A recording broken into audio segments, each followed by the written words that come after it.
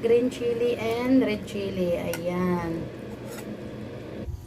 Ito na guys, ang ating tofu. Siyempre kakain na tayo. Sarap. Kailangan mo na siyang i-fry sa oil, bakit deep oil.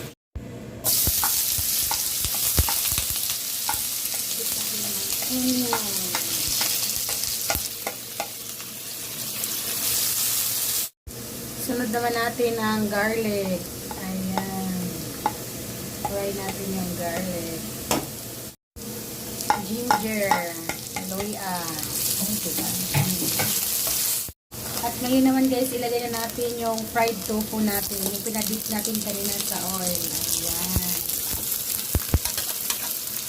Lagay natin lahat. Halo-haloin natin.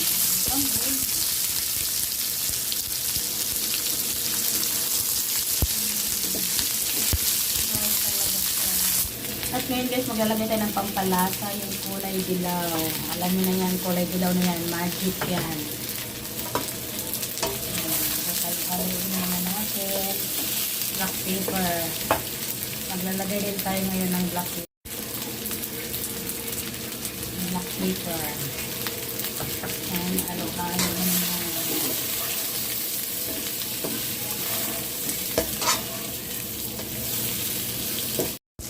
At ngayon naman maglalagay tayo ng soy sauce.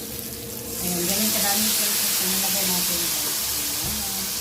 Yan din yung magbibigay lasa sa ating tofu ngayon.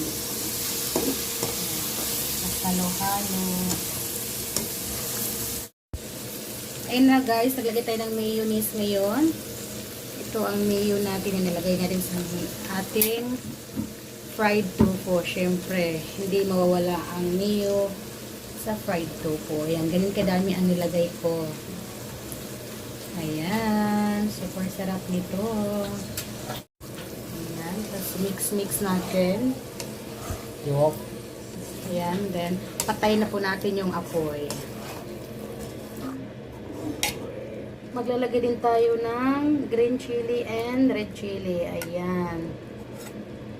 Kasi mahilig kami sa maanghang. At syempre, pag fried tofu, dapat may anghang din. Masarap yan. Pangkadami ng kain. Ayan. Ito na guys, ang ating tofu. Siyempre kakain na tayo. Sarap.